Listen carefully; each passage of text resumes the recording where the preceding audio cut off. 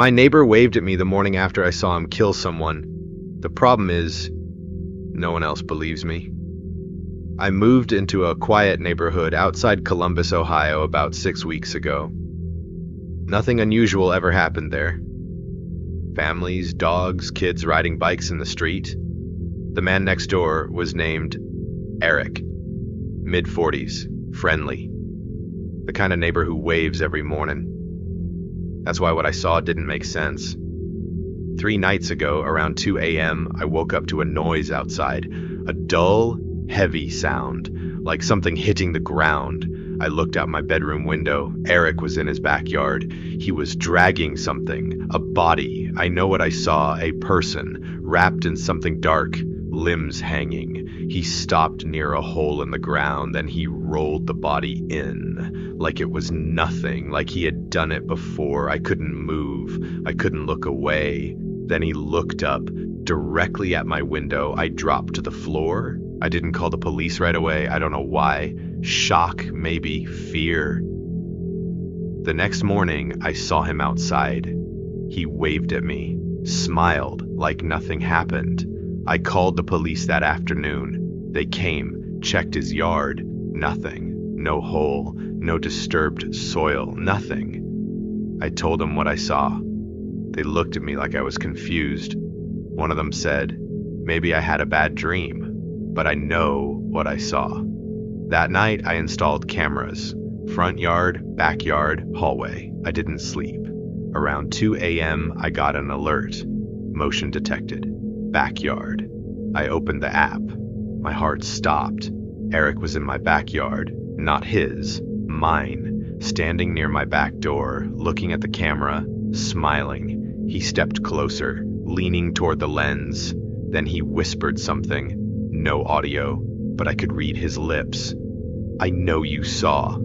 I called the police again. This time, they came faster. They searched everything. Again, nothing. No footprints, no signs of entry, no evidence.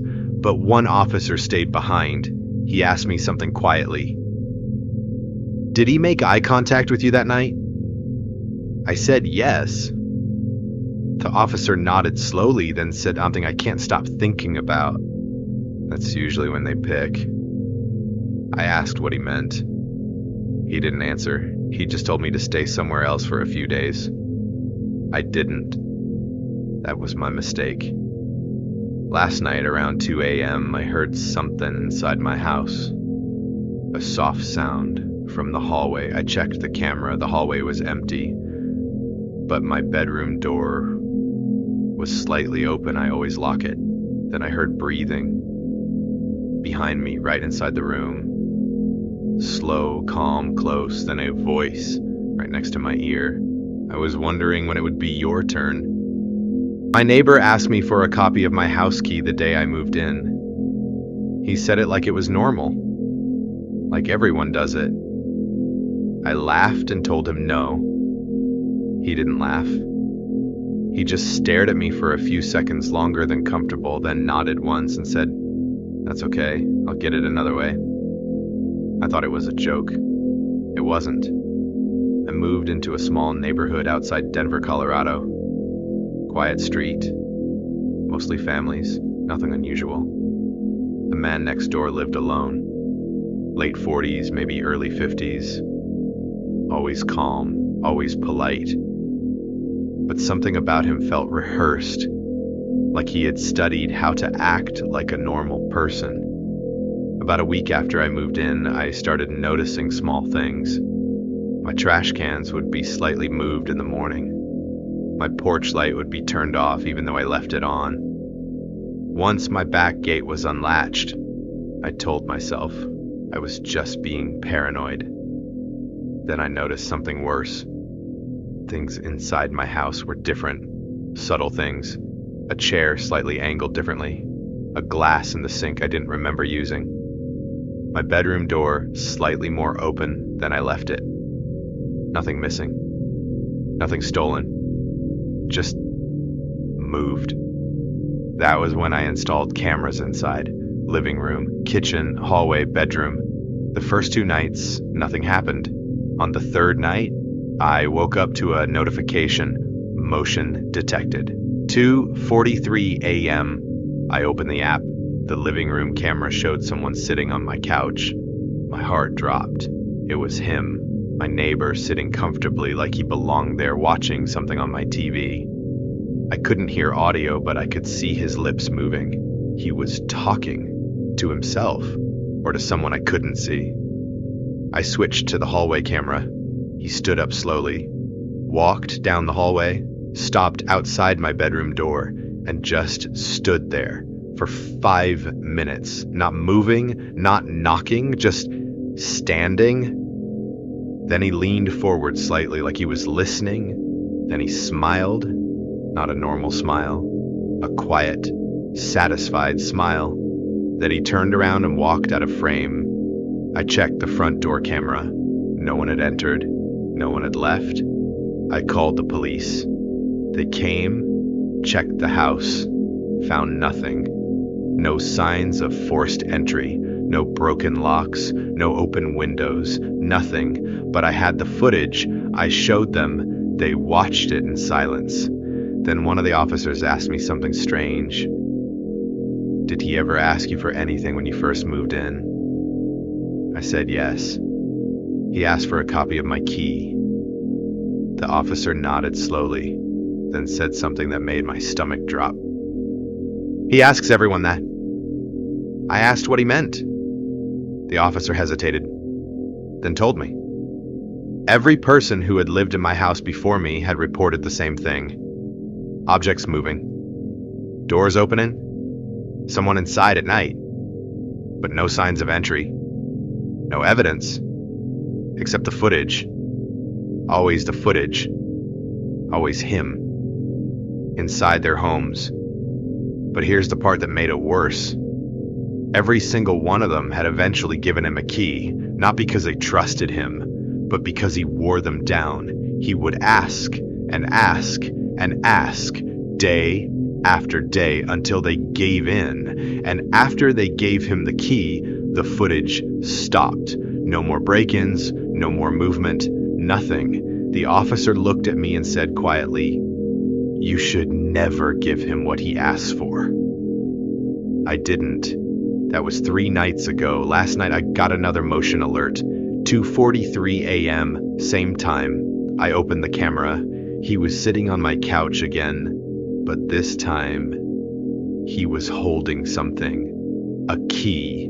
My key, and he was smiling directly at the camera like he knew I was watching. Then he said something, slowly, clearly, even without audio I could read his lips.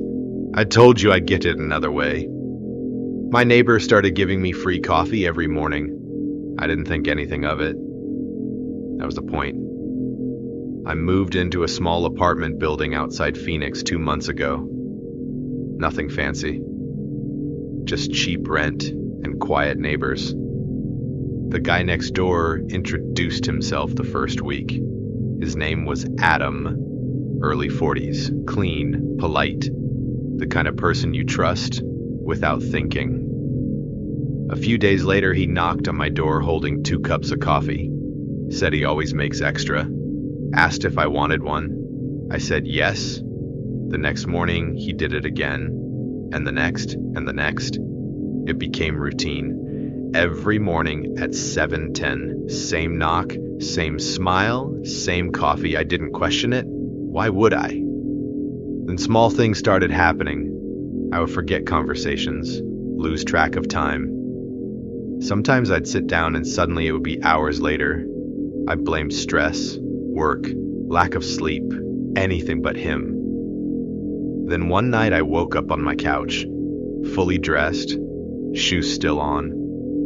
My phone said it was 3:48 a.m. I had no memory of getting there. I checked my messages. There was one I didn't remember sending, to an unknown number. Just my address. Nothing else. That's when I stopped drinking the coffee. The next morning he knocked. Same time, same smile. I told him I was cutting back on caffeine. He didn't argue, just nodded, but something changed. He stopped smiling. That day felt different. Clear, sharp, like my head finally belonged to me again. That night, I didn't sleep. I stayed awake, lights off, watching. At 2:32 a.m., I heard it. My front door, the lock, slowly turning. I didn't move, didn't breathe. The door opened, and he stepped inside. Quiet, calm, like he had done it before. He walked straight past me, didn't even look. Went into my kitchen, opened a cabinet, took something out, a small bottle, then he turned. And that's when he saw me, awake, watching. For the first time, he looked surprised, just for a second. Then he sighed, like something inconvenient had happened. He held up the bottle slightly and said, "You weren't supposed to stop." I grabbed my phone, started dialing. He didn't run, didn't panic, just looked at me and said something I can't forget. "Do you know how many times you've let me in already?" I froze.